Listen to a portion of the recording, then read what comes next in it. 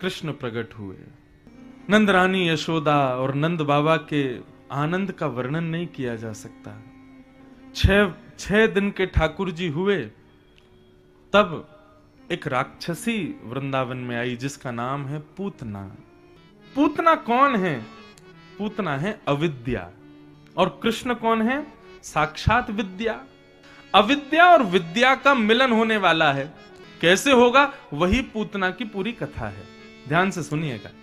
कंस ने राक्षसों को बुलाया और सबसे कहा, भैया मेरे शत्रु ने जन्म लिया है, ढूंढो उसको, कहां है? पूतना ने कहा, ये कार्य आप मुझको दे दीजिए। कंस बोले, तुम कैसे जाओगी? रूप बदल के जाऊंगी। बस यही गलती की पूतना ने कि रूप बदल के गई भगवान के आगे। पूतना अति सुंदर बनकर के गई वृंदावन। पूतना को कैसे पता चला कि ठाकुर जी कहां है? उसको पता नहीं चला। वो 10 दिन के अंदर जितने बालकों ने जन्म लिया सबके घर जाती है, बालकों को बधाई देने के माध्यम से, खिलाने के माध्यम से अपनी गोद में लेती है, चुपके से अपना पयोधर पान करा देती है। पयोधर में विष लगा होता है, उसको पीते ही बालक मर जाता है। इस प्रकार असंख्य बालकों को मारते हुए पूतना गोकुल पहुंची। अब देखो अविद्या किसको कहते हैं, ध्यान से सुनना। सब ब्रजवासी क्या कर रहे हैं? नंद घन आनंद भयो जय कन्हैया लाल की। सबकी आंखें ठाकुर जी को देख रही हैं, सबकी जिह्वा ठाकुर जी का कीर्तन कर रहे हैं, सबका देह नृत्य कर रहा है ठाकुर जी के उत्सव में। मतलब सब भक्ति युक्त हैं। परंतु जैसे ही पूतना गोकुल में प्रवेश करती है, अपनी रूप माधुरी से, अपने तिरछे कटाक्ष नयनों से, अपने पैरों के पायल की झंकार से, अपने सुकोमल स्वरूप से, जो कि उसका वास्तविक नहीं है, बना के आई है जबरदस्ती, उससे समस्त ब्रजवासियों को अपनी ओर आकर्षित करने लगी। यही अविद्या है। अब ब्रजवासी गा रहे हैं, नंद घन आनंद भयो जय कन्हैया लाल की। इतने में ही पूतना बगल से निकलती है, तो उसके देह से उत्पन्न होने वाली सुगंधी, उसकी रूप की कांति को देख करके वो ब्रजवासी गाना भूल जाता है, उसको देखने लगते हैं। अरे ये कितनी सुंदर है।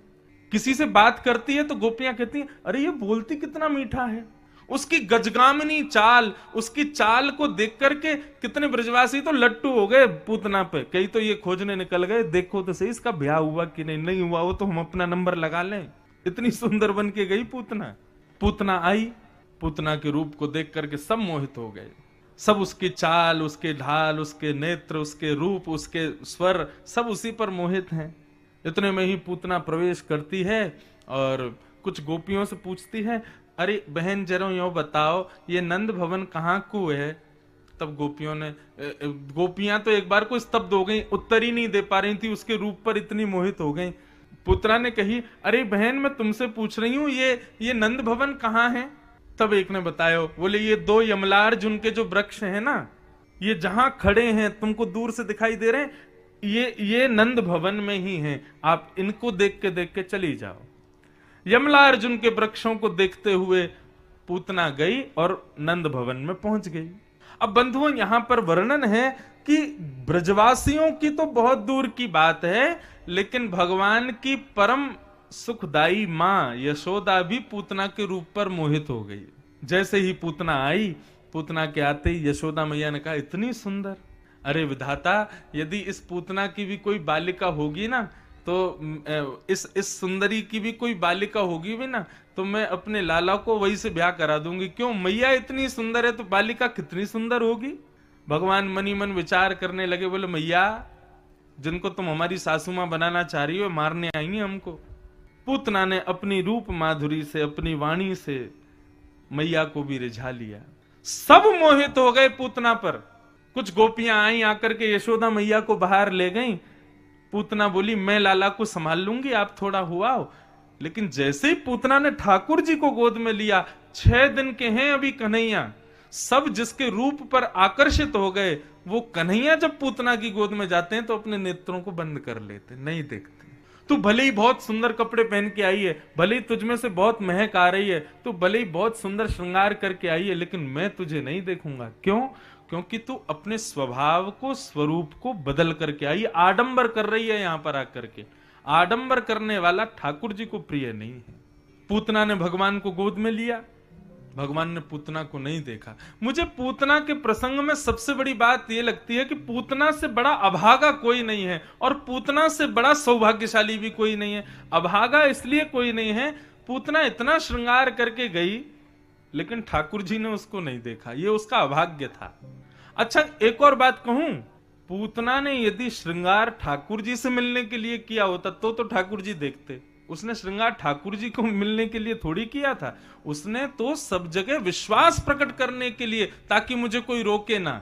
पूतना का श्रृंगार, पूतना का स्वरूप, पूतना का स्वभाव संसार के लिए है। यदि ठाकुर जी के लिए होता तो ठाकुर जी देखते।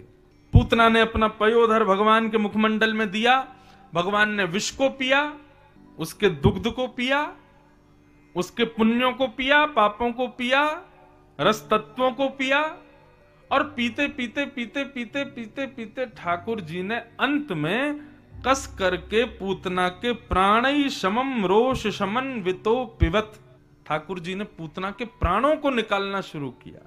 और जैसे ही पूतना के प्राण निकलने लगे, थोड़ी देर तो पूतना बैठी रही, लेकिन थोड़ी देर बाद व्याकुल होने लगी, घबराहट होने लगी, पसीना युक्त होने लगी, धीरे धीरे उसका सारा मेकअप धुल गया। ये विशाल नेत्र, बड़ी बड़ी भौहें, बड़े बड़े कान, काला कलूटा स्वरूप, बड़ी बड़ी जटाएं, बड़े बड़े दांत, नाखून आदि राक्षसी रूप में प्रकट हो गई पूतना। भगवान ने जैसे ही प्राणों को निकाला है, अरे बालक छोड़, अरे लाला छोड़, अरे बालक छोड़, चिल्लाने लगी।